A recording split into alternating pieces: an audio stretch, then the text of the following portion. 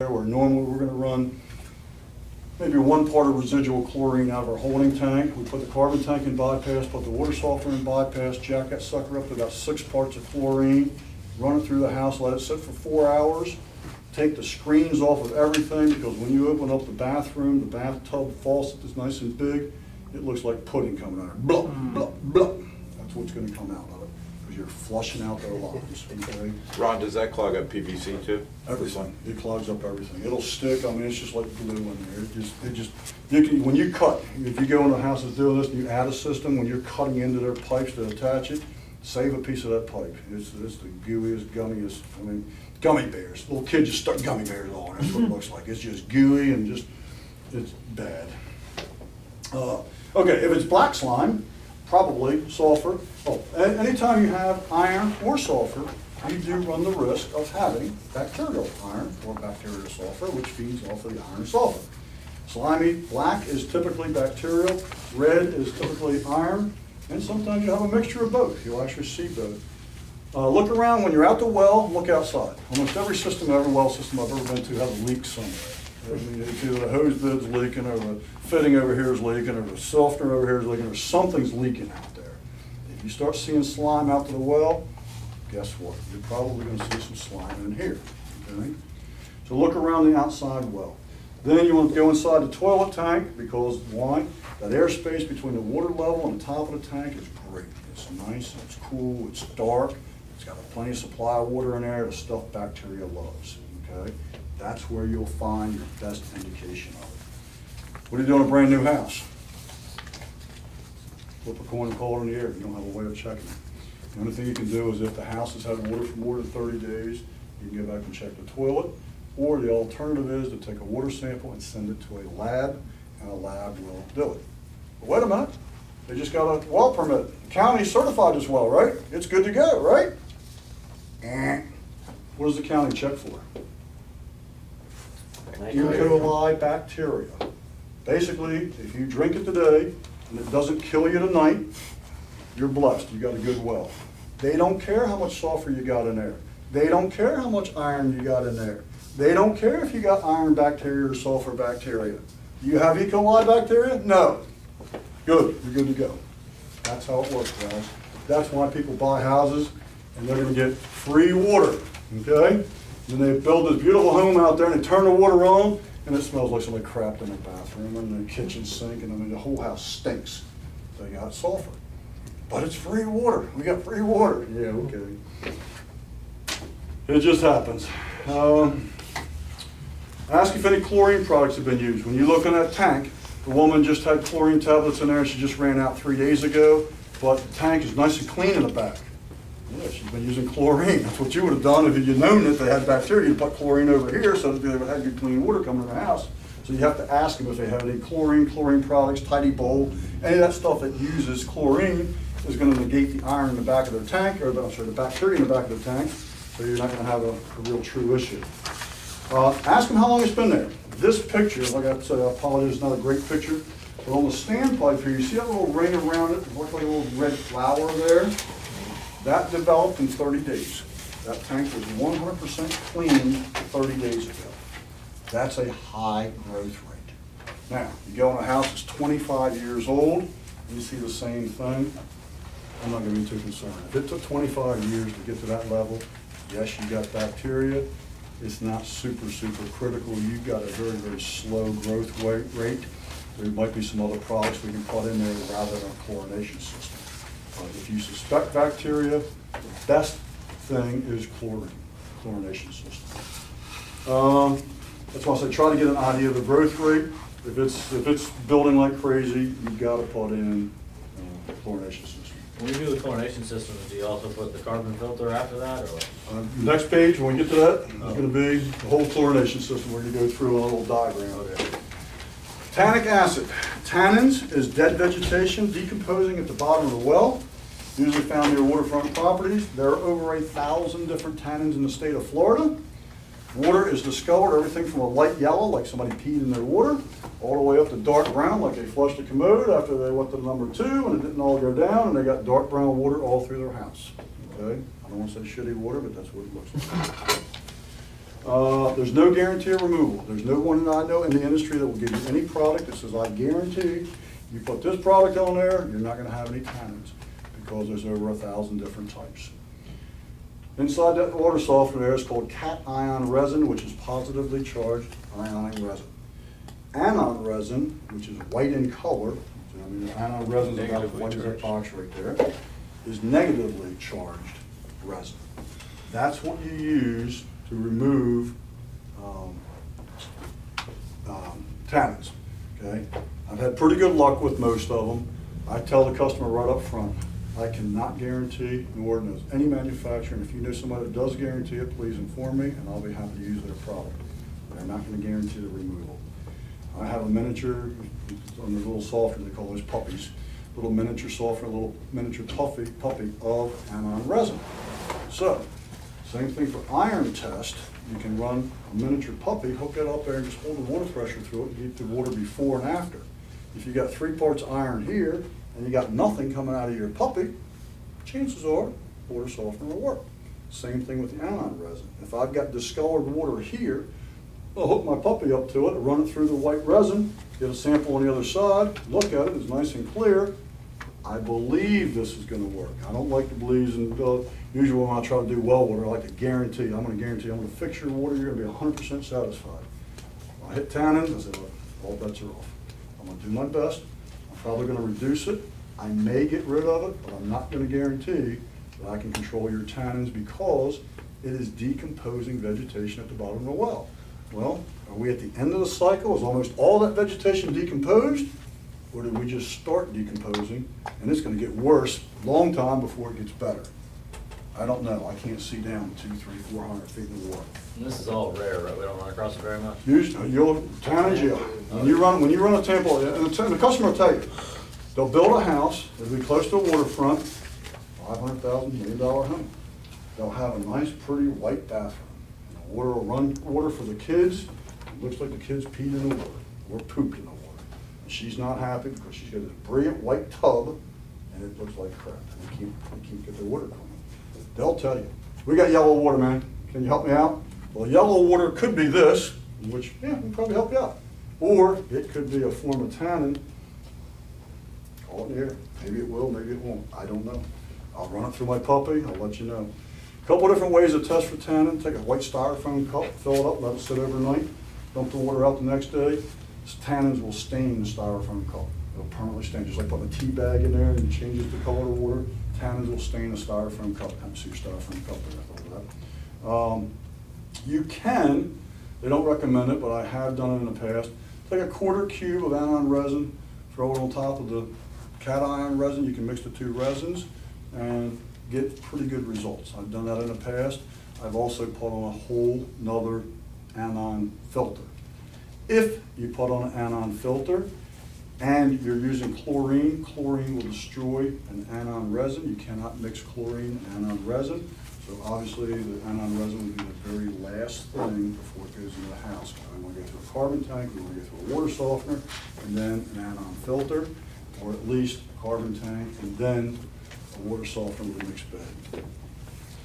Solutions for some of these problems. Well, with a water softener, let me tell you what the manufacturers will quote you. They will quote you this. A water softener will take out a half a part of iron per grain of hardness up to a maximum of 5 parts per million of iron. So, if you got 8 grain hard water, we can pull out 4 parts iron. If you got 6 grains of hard water, we can pull out 3. If you got 12 grain hard water, 5 is the maximum, we can only pull out 5. That's what everybody in the industry will tell you. And that's just with the water softener. That's just with a water softener, and that is theory. Now, Ron. Now I'm going to tell you, bull crap. I have never seen a water softener pull out more than 3 parts of iron. When I hit 2.5 on my little dealy whopper here, I am very cautious, very cautious. If he's up to 3, I'm not going to go after it with just a water softener. Manufacturer will take out 5 parts. They even have a guy that says he's got max porous resin on the brochure, 8 parts. Okay, doesn't work. I'm telling you right now, doesn't work. They'll tell you it does, but I've not found one to work. So, kind of like the salesman of media, you know. And it gets 2.5 to 3 parts. My 3 is my upper limit, my personal upper limit. If I get more than 3 parts, if I got to treat it with a water softener, then go somewhere else. Because what's going to happen is, it'll take out that 3 parts for a slight period of time, then it's going to start building up in his water softener, and then in about 6 months to a year, he's going to get bleed through. And then he's going to be calling you and say, hey, this thing ain't working. It worked for a while, but I'm getting iron back in my water. And you're going to say, well, the manufacturer said it'll take up 5 parts.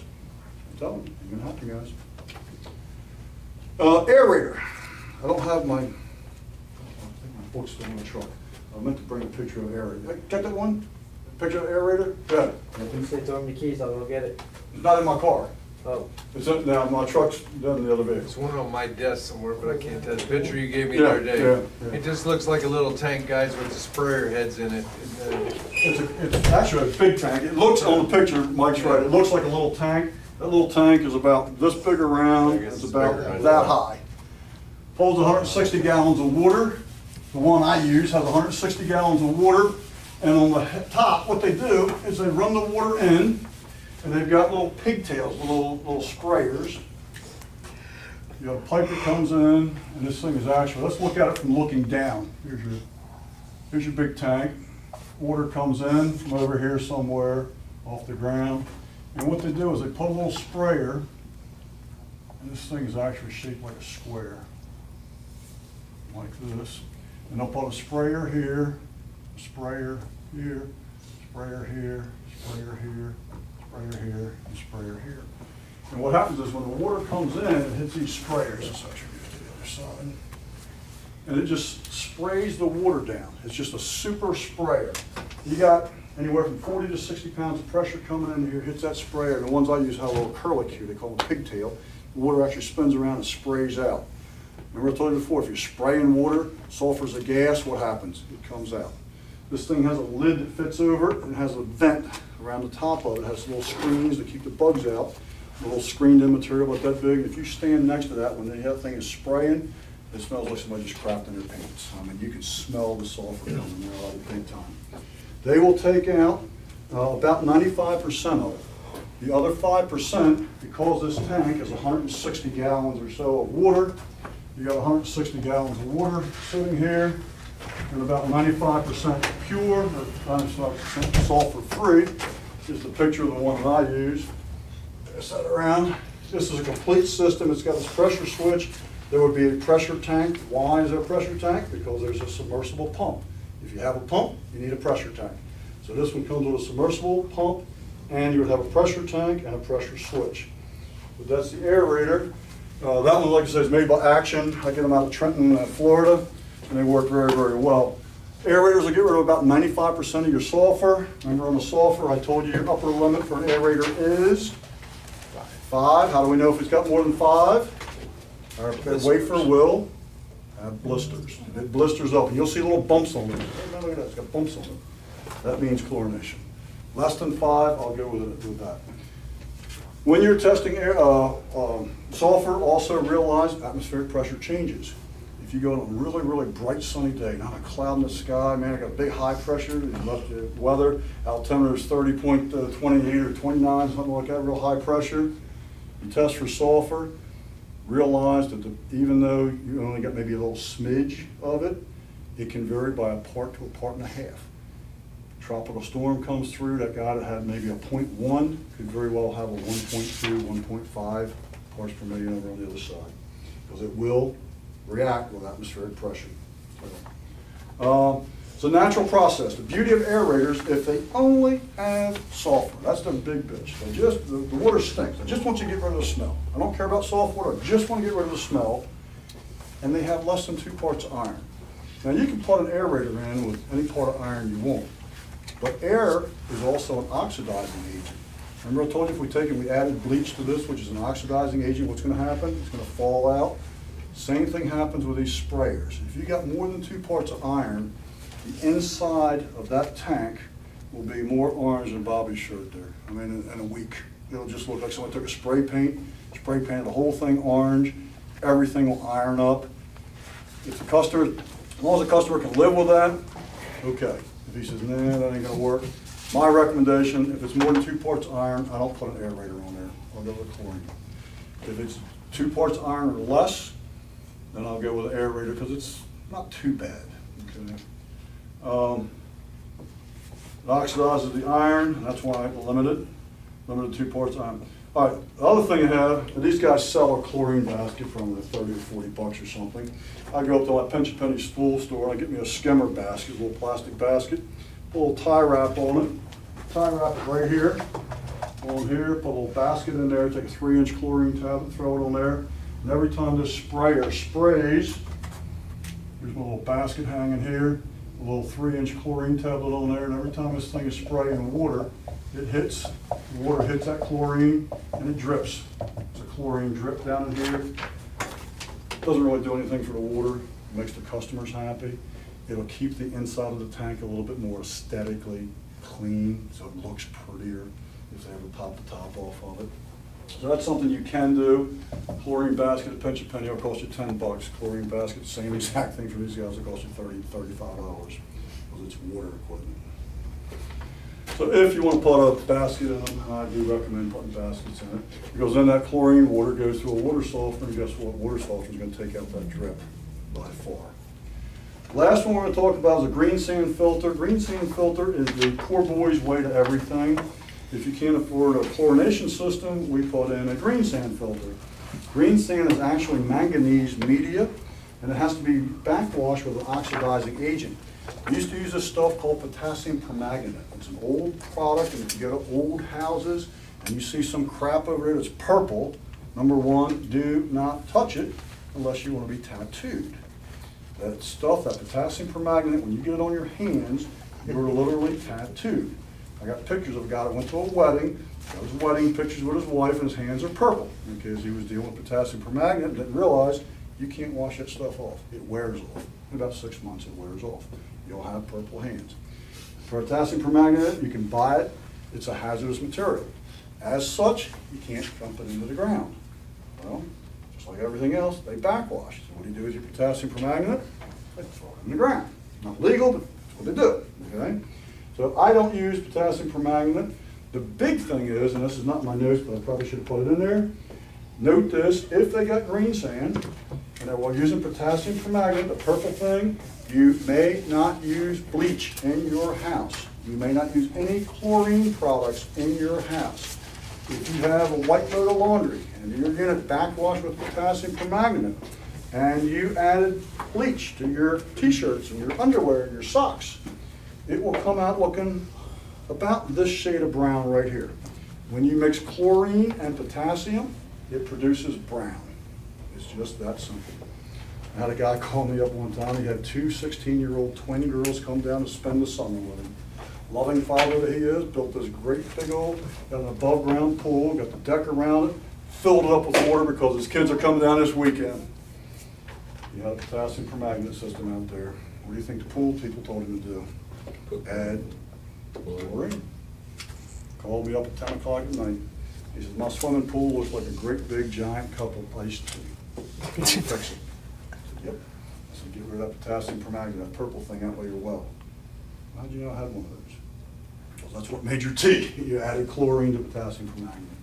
So if they have it, that's the biggest thing right there, because the one I was telling Anthony, I had one customer, she's a nurse, she bleaches everything. She's terrified of germophobic, so she bleaches everything. She would bleach her shower, and then she would take a shower, and the bleach residue still on it, the chlorine residue would turn the shower brown. She'd get in there and scrub the crap out of it the next couple days, then bleach it again, and it was a never-ending process.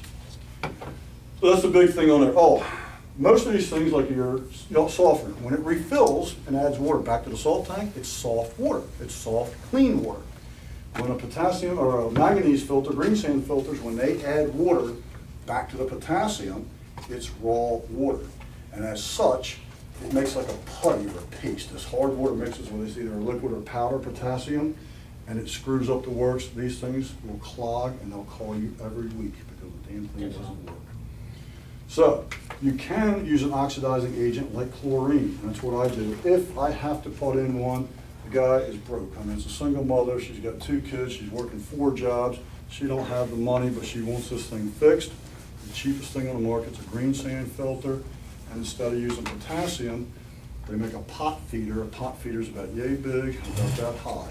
And that's your, quote, brine tank, where you've got this big triangular brine tank for salt. These are called pot feeders. They're about this big. Black tube comes up, exactly like it does on that, and we just lay a chlorine tablet in there. It adds a little bit of water just above the chlorine tablet, sits there, dissolves the chlorine tablet. When it backwashes, uses chlorine water rather than potassium, and it works pretty good. It's a poor boy's fix. That's the least, it's my least, if you gotta drop down and you gotta cut corners and this is the best they can do, that's what you do. That's the worst of the worst. But it will, very good. I don't have the numbers as to the maximum I would recommend for it, because I don't use it very often, but it will pull out both iron and sulfur. It's a very good removal for both of those.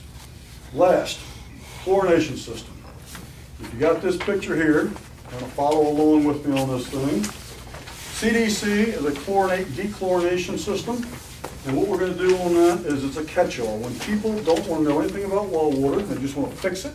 If you're a salesman and you don't care to learn anything I just told you, put in a CDC. The customer may or may not need it, but if you put in a CDC, you can fix it.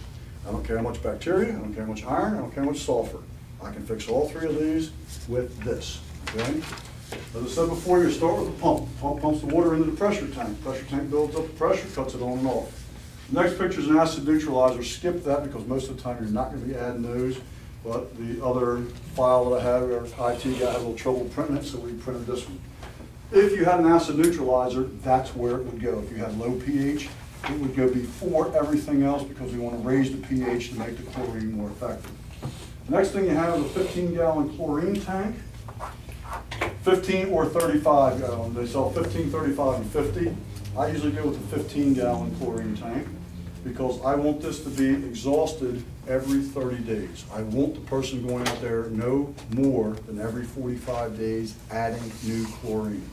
Chlorine, when it's mixed with water and sitting out in the open, will lose 50% of its efficiency every 45 days.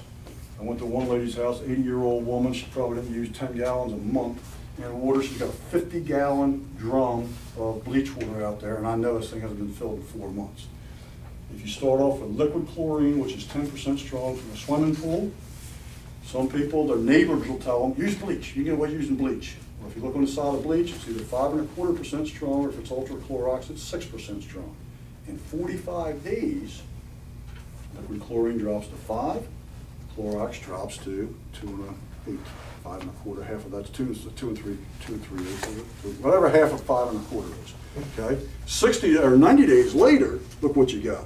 I started off with 5 here, now I'm down to 2.5. But if I start off with 5.25, cut that in half, and cut that in half again, now I don't have enough strength to do the 3 things that chlorine does. 3 things chlorine does: iron, sulfur, bacteria. Okay, that gets rid of it. It elementizes sulfur, changes it from a gas to particulate matter that can be filtered out with carbon. If it's iron, it precipitates it, it oxidizes it, settles it to the bottom. And then if it's what's the other one? Bacteria, it'll kill the germs and bacteria, and they get caught by the carbon. So it goes into there. I use what's called a cart, and I wish I had my book, and I know I don't. I have a picture of this stuff, some systems I put in. I'll show you a picture of a cart. A cart is a chemical activation retention tank. It's not much bigger than your standard filters that you see. It's about the same size. It's 5 times more efficient than the big 120s. 120 gallons of water, anybody know how much that weighs? Anybody know how much 1 gallon of water weighs? 8 pounds. 8 pounds. 8 pounds a gallon times 120, 960 pounds, plus the weight of the tank.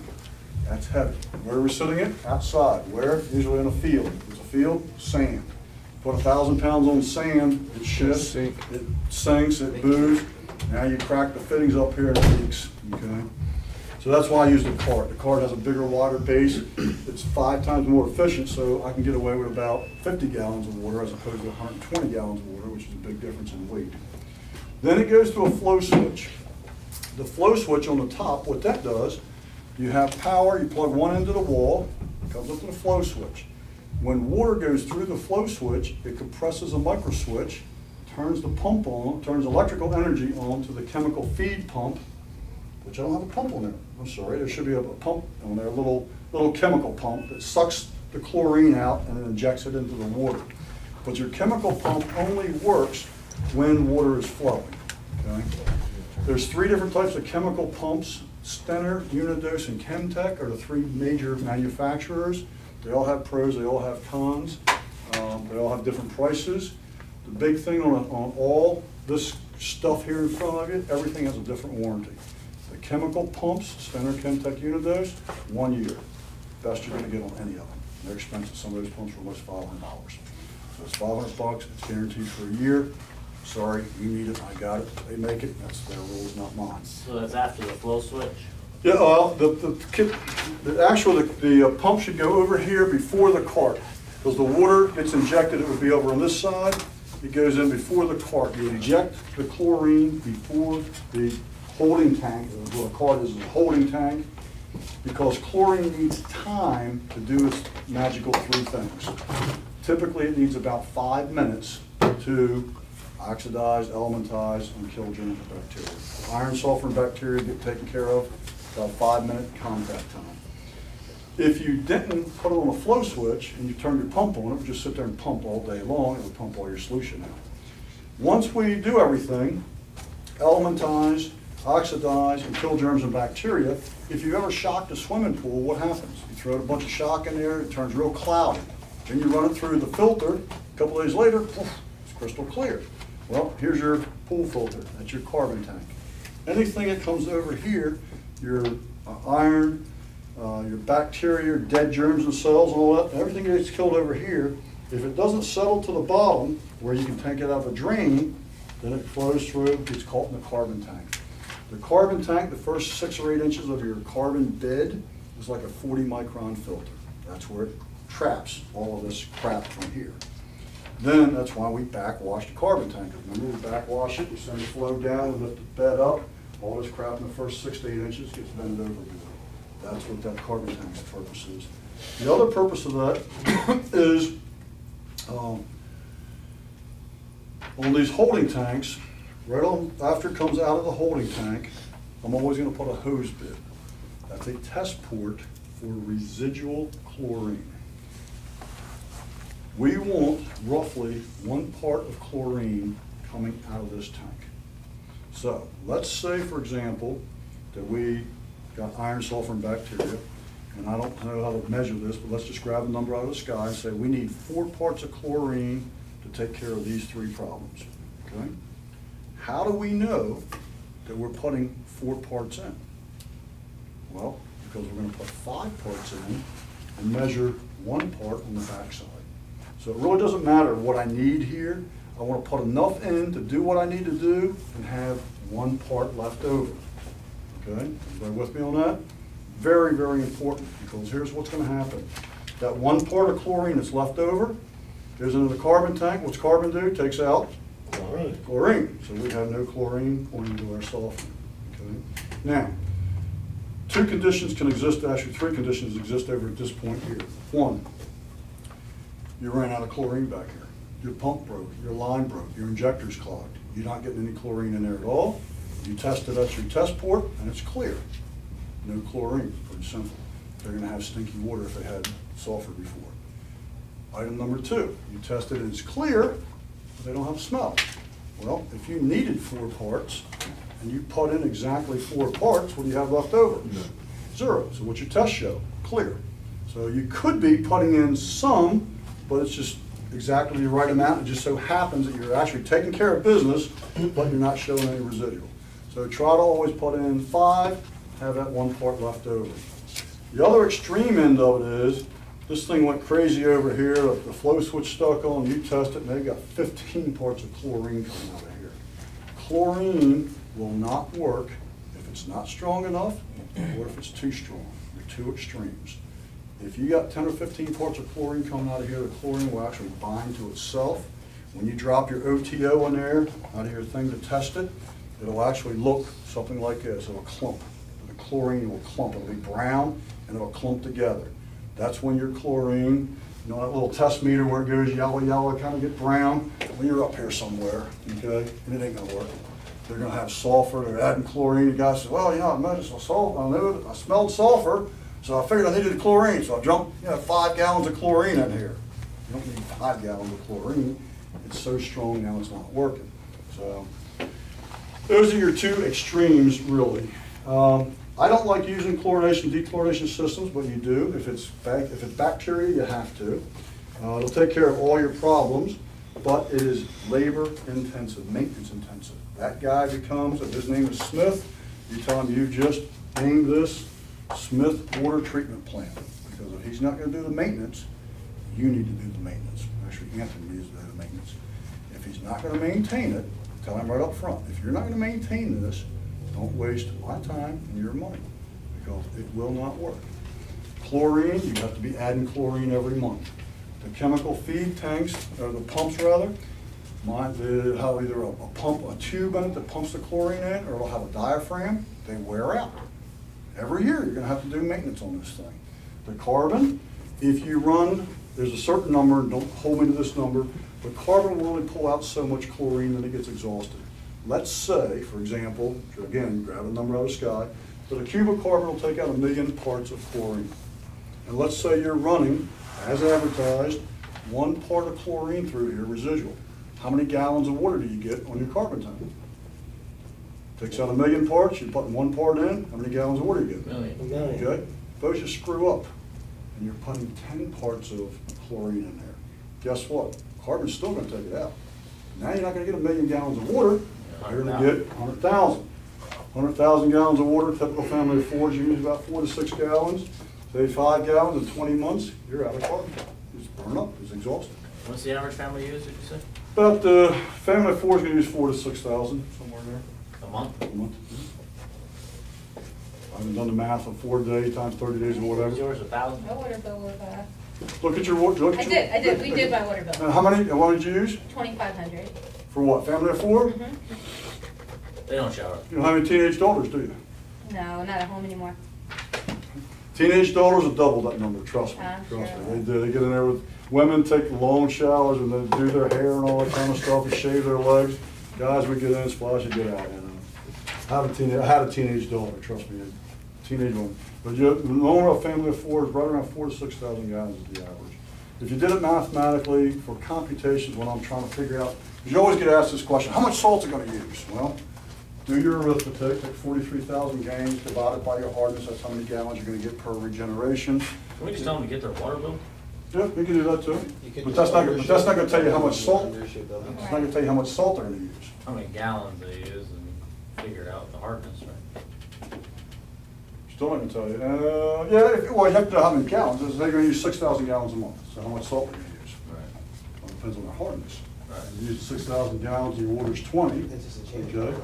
You take your 4,300 divided by 20, that's going to give you 1,600 gallons per regeneration. And the 6,000 is 4 times a month, let's say. 4 times a month, that's a cube and a half. You can take 13 and a half times 4, and that's roughly 52 gallons. Yeah, about a bag a month. Just tell them a bag a month, because you can buy a 40-pound bag, 60-pound bag, or 80-pound bag. So if it's using 50 pounds, that's a bag a month. I just didn't want to say what size bag, it's a bag a month. If you're using 70 pounds a month, that's a bag a month. If you're 80-pound bag a month. They always want to hear a bag a month, okay? Bag a month? Okay, anything else? Okay, questions? Anybody have any questions on anything? Yeah, how much would it cost to do this dechlorination system on an average? Our cost, not the customer's cost, I'm just curious. I don't know what Mike's going to price on I that. wouldn't be able to tell you that, Trish. I will tell you. We knew what- 500 was the pump, so I figured you knew the price of the other stuff. I know the price of all of it. I tell you what I Yeah, so- quote, and Mike can do what he wants. My typical price off the top of my head, just looking at the job, I'll say $2,000 plus installation Yeah. costs plus electric. That's not Because- including that thing, right? No, it's not. No, what he's no. talking- That's just chlorination. Yeah, we throw that in for That's free. why I'm going, that's why I'm going to your customer today to see if it will work. Yeah. It'll work. Yeah. Yeah. Our No, if chlorination it's- system- you just heard the numbers, it wouldn't work in No. those numbers that he had. That's without That's- any profit, you- without any maintenance, without That's- any yeah. in-me That's, you thing. can figure I tell them $2,000 on top of everything else, and I add an RO. Anybody that's on a well, I tell you this right up front, I had an old guy, I won't say who, but he was disgusting, water guy. But he used to tell women, let me ask you something. If I took a hole, put a pipe in the ground, would you suck on it? You said, no. Well, what do you do with a well? You got a pump and you're sucking it right out of the ground and you're drinking it. So he would always sell an RO. I always sell an RO. Every well system I do, to me, I tell them, if you're drinking well water, you're rolling the dice. I cannot tell you whether your water's gonna change next week, next month, next year. I don't know. It might get better. Prices of everything could go down too, but it's not likely that's gonna happen. There's no guarantee. I did this test today, I did these 7 items, I don't see any bacteria, I don't see any salt, I don't smell any gas. That's it. What's tomorrow gonna bring? I don't know. The guy up the street from me, is he dumping his oil down into the ground, changing the oil in his car and all of his vehicles? I don't know. Is that gonna get in your well water? I don't know. An RO will filter out everything, except sulfur. Why? ROs filter out solids. What is it, sulfur? It's a Gas. gas. Yes. So what do you end up with on an with RO system with sulfur? Guys got sulfur water, you put in an RO, what do you end up with? Stinky water. Clean, stinky water. Clean. Very pure, it's nice and clean, it's pretty, but it's still stinky water. So that's what you end up with. Do you put the sulfur outside of well water? I'm sorry? Like if they don't have well water, they have city water, would you? Excellent question. And yes, you will. Go into any model. Guys, go to your models, look for home displays. See how many of them have their hot water heater turned off. You know why they turn the hot water heater off on models? Because when a builder comes along, they build a house. And they probably make it a model. They know the house is not gonna be sold for maybe a year or 2, 3 years. However long they're gonna keep the model and build the development up around it, right? That water sits in that hot water heater. You come along and build your brand new house. Plumbers come in, they test it with air, cap everything, then they cut the lines, they pressurize, they put water in it. Guy puts in a hot water heater, fills the hot water heater up, and it's 3 months before you go to closing. That water sits there for 3 months. Almost all water in Florida, take any bottle, take that bottle of water, fill it up with your water out here, let it sit outside for 3 months and see what it looks like when you get done. It's gooey, it's slimy. There's certain bacteria that will build in a hot water heater, and honest to God, I swear to you, when you run that city water, it's gonna smell like it just crapped in their water. You're gonna swear the guy's got sulfur water in city water. Remember this, you cannot have chlorine, residual chlorine, and sulfur in the same sample of water. If you got residual chlorine, and in your city water, you're gonna have chlorine. I guarantee you're gonna have city water in the state of Florida, and city water, you're gonna have chlorine. You cannot have sulfur. Will you have a stinky smell? Absolutely. If it's coming out of hot water. Most smells, when a guy calls you and says, my water stinks, here's what you tell him. Because everybody asks you, did you check hot or cold? Oh, it's in both. Where did you sample it? Where'd you get a sample from? The sink. Well, doesn't both water run through that faucet? So if the smell's coming out of your hot water heater and contaminates your sink faucet, you turn it off, and then you run cold water, and it comes through the same line and the same faucet, what happens? It stinks. Tell them this, go outside, take glass, do not use styrofoam, plastic, or paper cups. Glass or a cup, ceramic cup, go outside and run your hose bib for 2 full minutes. Fill your cup up or your glass up half full with water, smell the water. If it smells outside, you got a problem. The guy's gonna come back to you and say, man, that water's perfect, but it still stinks in the house. It's a hot water heater issue. Okay? That's where your smell's coming from. I can't tell you how many softeners Joe and I have sold. People in new homes come in there, this water smells really bad. What they don't know, if they would just turn their power off, run cold water through that water softener, measure it on the other side, initially you'll have no chlorine in there, because when you're measuring chlorine, you're not really measuring chlorine, you're measuring free chlorine. 3 types of chlorine, free, combined, and total. If you put 4 parts of chlorine into a well system, on the other side, you're getting 4 parts of chlorine out, total. Now, you may have 1 residual and 3 combined, but if you're putting 4 in, you're getting 4 out. Same thing on a house. When the city sends you chlorinated water, if it's going in a hot water heater, it's got a lot of bacteria, that chlorine is going to be used up killing the bacteria. So you're still putting 4 in, but you may have 0 coming out here. You keep running it long enough, and I promise you, you're going to have chlorine coming in, you're going to have chlorine coming out. But yes, to answer your question, you can have sulfur smells. You won't have sulfur, but Right, you will have sulfur smells. And I'll share with you one other incident that just occurred to me like last month. We put a softener on a guy's house. This guy's a movie sound editor for Warner Brothers, multi-mega house, beautiful house. I tested the water, there was no sulfur, tested it in August. They called me, when we put in a system, we put in a system. Guy says my water smells like sulfur. I went back and tested it again, there's no sulfur. He's on hot water. He shouldn't have, and he has, I said, the hot water heater.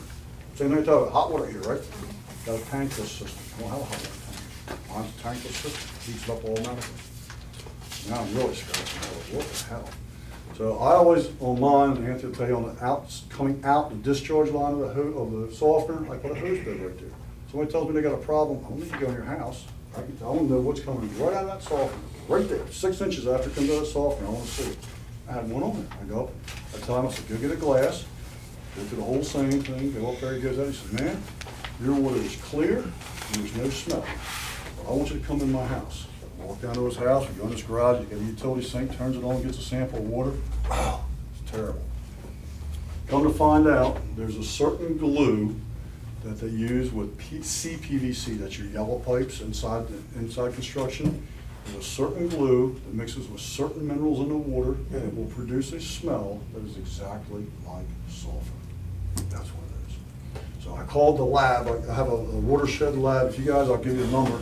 Write this number down. If you ever come across a problem that you just can't figure out, these guys, the guy's name is George. He's got a young guy that works up there with him. George is the watershed lab expert, and I can tell you what, this guy is so knowledgeable. You know, I tell people I don't know everything, but I know where to find a lot of things. This guy's name is George, Watershed Labs in Orange City, Florida, 386-736-3397. So if you got that brand new home and Watershed Lab, you got that brand new home and you want to double check and make sure they don't have bacteria, get a sample of water, send it to the Watershed Lab. Generally, unless he's changed his prices since the last sample I sent to him, generally it's $40 a test.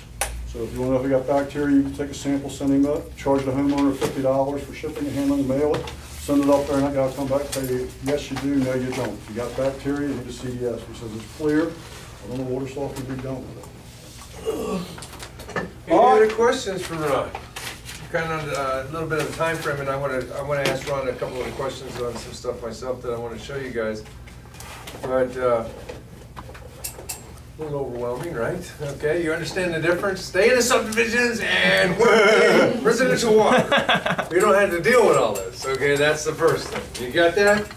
This only comes into play when you go outside the city, the residential water, this monstrosity. So that's why, Brian, when you said, yeah, it'll work, I got to go see myself personally how it works. But that could end up costing. He could. I did have a question. Okay. Because like, Take all damn day to install. That's, and then you gotta get maintenance, you gotta get. Mike, do you want me is to this gonna shut be this off? fully consistent?